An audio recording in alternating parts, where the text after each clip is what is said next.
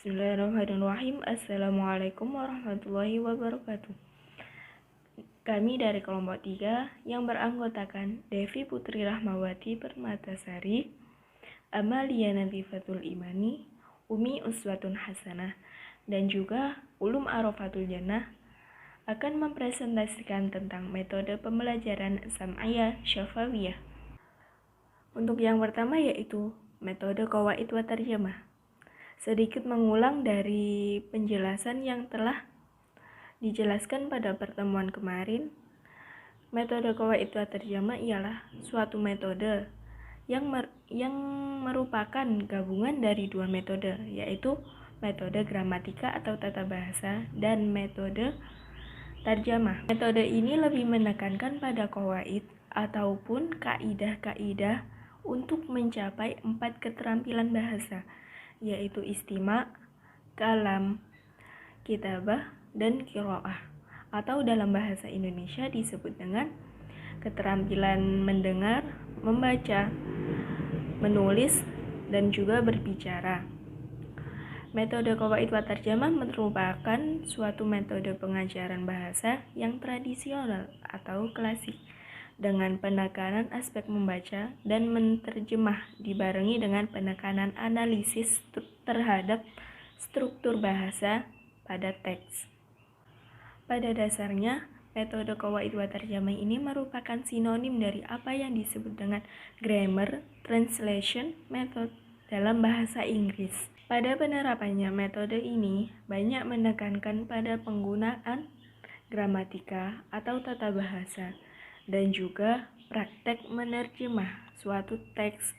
Metode Qawaid wa Tarjamah memang telah dikonstruk sedemikian rupa untuk mengarah siswa atau mahasiswa memberikan apresiasi terhadap teks-teks bacaan yang berbahasa asing melalui analisis teks yang terbingkai dalam proses membaca dan menerjemah. Yang selanjutnya yaitu mengenai karakteristik dari metode Sam'iyah Syafawiyah. Asas yang paling penting dari metode Sam'iyah Syafawiyah ini yaitu pengajaran bahasa kepada siswa dilakukan secara lisan, sedangkan qiraah dan khitabah dilaksanakan pada sela-sela materi atau memanfaatkan waktu yang tersisa. Nah, dari teori ini maka disusunlah karakteristik dari metode Sam'iyah Syafawiyah sebagai berikut. Yang pertama yaitu tujuan pengajarannya adalah untuk meningkatkan atau mengembangkan 4 keterampilan berbahasa. Seperti yang sudah kita ketahui, keterampilan dalam berbahasa ini yaitu antara lain kalam, qiraah, kitabah, serta istima'.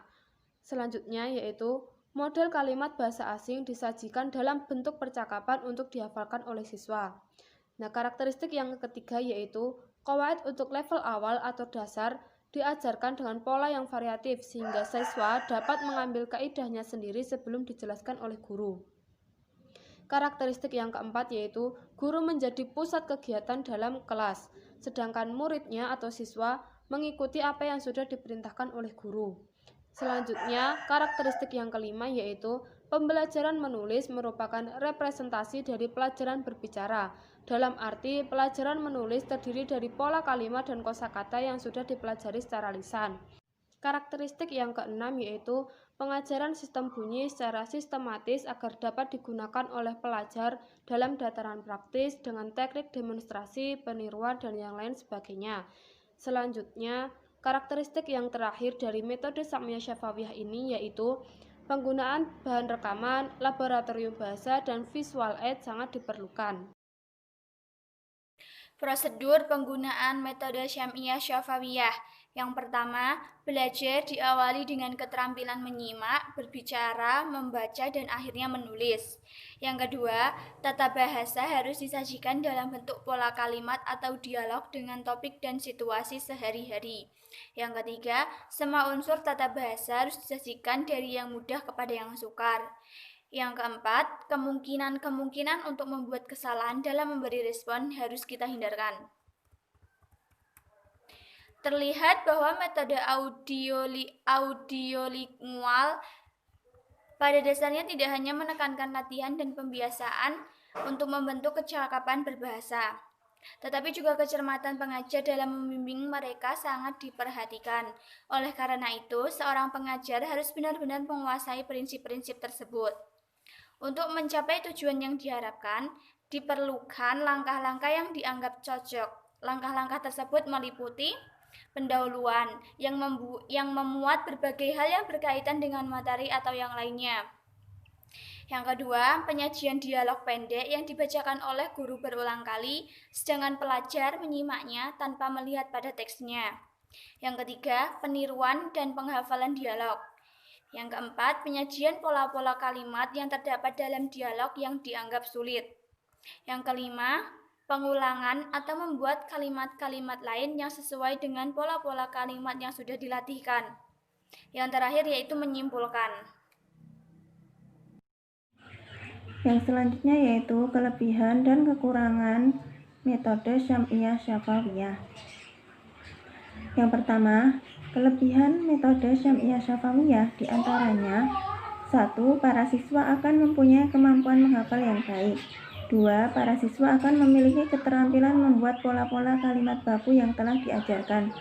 3. Para siswa mampu berkomunikasi lisan dengan baik karena latihan menyimak dan membaca yang intensif. 4. Suasana kelas menjadi hidup karena para siswa harus terus-menerus merespon stimulus guru. Yang kedua yaitu kekurangan metode Syam'iyah Syafawiyah. Di antaranya: 1. Siswa sering merasa bosan karena respon siswa cenderung berlangsung secara mekanistik. 2. Siswa tidak bisa berbicara dengan lancar jika menggunakan kalimat yang belum dilatihkan. 3. Siswa hanya memahami satu makna karena makna kalimat yang diajarkan biasanya terlepas dari konteks. 4. Keaktifan siswa di dalam kelas hanya semu karena mereka hanya merespon stimulus guru. 5. Siswa merasa takut menggunakan bahasa karena kesalahan dianggap dosa. Maka siswa tidak dianjurkan berinteraksi secara lisan atau tulis sebelum menguasai benar pola-pola kalimat yang sudah cukup banyak. Yang selanjutnya yaitu siswa mengalami kesulitan ketika menerapkan dalam konteks komunikatif yang sesungguhnya karena latihan-latihan pola kalimat bersifat manipulatif, tidak kontekstual, dan tidak realistis. Dan yang terakhir, metode ini hanya akan efektif jika dilaksanakan di kelas yang kecil, serta adanya fasilitas media pembelajaran yang memadai, didukung oleh guru yang terampil. Cukup sekian penjelasan dari kelompok kami. Kurang lebihnya mohon maaf. Wassalamualaikum warahmatullahi wabarakatuh.